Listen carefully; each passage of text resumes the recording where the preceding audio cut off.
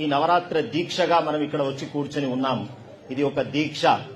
ఏదో వచ్చామా, లైట్ ఎట్లా పెట్టి ఉన్నాయి, పోయిన సంవత్సరం కంటే ఈ సంవత్సరం బాగా చేసినారా అలంకారం, అక్కడి నుంచి ఇక్కడ దాకా పెట్టినారా, అమ్మవారికి ఎన్ని పూలున్నాయి, ఎన్ని బంగారం ఉన్నాయి అంటే మనం కూడా జాతరలో పిల్లవాడిలాగా దృశ్య ప్రపంచంపైనే పెట్టుకుని ఉన్నాం, అమ్మని మరిచిపోయి. ఆ స్థితి మనకు రాకుండా ఉండాలి అంటే, ఆ మాయలో మనం పడిపోకుండా ఉండాలంటే అమ్మ చరణాలనే చూడాలి. అమ్మ యొక్క దివ్యమైనటువంటి ముఖారవిందాన్ని మాత్రమే మనం దర్శనం చేయగలగాలి. అమ్మ యొక్క నామం తప్ప మన నాలుకపైన ఇంకొక నామం నర్తించకూడదు. అప్పుడు మాత్రమే అమ్మ ఇంత తపిస్తూ ఉన్నాడే నా కోసం అని చెప్పి దగ్గరికి తీసుకుంటుంది.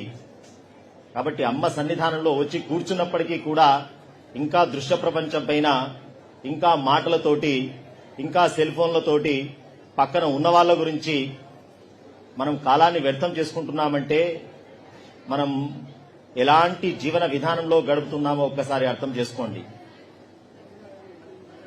అమ్మ మనకు మహద్ అవకాశం ఇచ్చింది ఈ 9 రోజులు. బాగా ఆలోచించండి. ఏ ఉత్సవమైనా 9తో ముడిపడి ఉన్నది.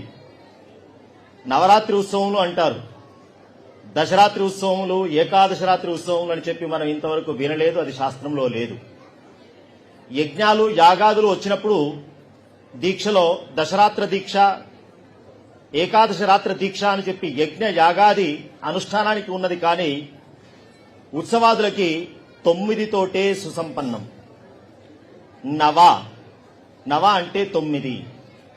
ఎందుకు 9? ఈ 9తో ఏమున్నది అంటే, ఈ శరీరంలో 9 రంధ్రాలున్నాయి. ఈ శరీరం నడుస్తున్నదే 9 రంధ్రాలతోటి, నవరంధ్రాలతోటి. నవద్వారపురీమా, 2 కన్నులు, 2 ముక్కు, లెక్క పెడితే 9 ఉన్నాయి. 9 ఉన్నాయా అంటే 10 ఉన్నాయి వాస్తవంగా. 10వది ఎక్కడ ఉన్నది అన్నారు? సహస్రార చక్రం మధ్యలో ఉన్నది ఒక రంధ్రం. మూలాధారం నుంచి సహస్రారం వరకు 6 చక్రాలున్నాయి. ఈ 6 చక్రాల లోపట అన్ని బాగానే ఉన్నాయి. కానీ సహస్రార చక్రం దగ్గర ఉన్నటువంటి సహస్ర అర అంటే 1000 ఆకులు. ఒక పద్మం చూడండి, 1000 ఆకుల పద్మం ఎట్లా ఉంటుందో, సహస్రారం అనే ఒక చక్రం ఉన్నదట ఇక్కడ 1000 అరలతో. దాని యొక్క తూడులో ఒక చిన్న రంధ్రం ఉంటుంది, కమలానికి చిన్న తూడు. ఆకులు విచ్చుకుంటాయి, ఆకులు ముడి పడిపోతూ ఉంటాయి. కానీ మూలం స్థానం మాత్రం మారదు. బాగా జాగ్రత్తగా గమనించండి. అలాగే ఈ సహస్రార చక్రం మధ్యలో ఒక రంధ్రం ఉన్నది, దానికి బ్రహ్మరంధ్రం అని పేరు.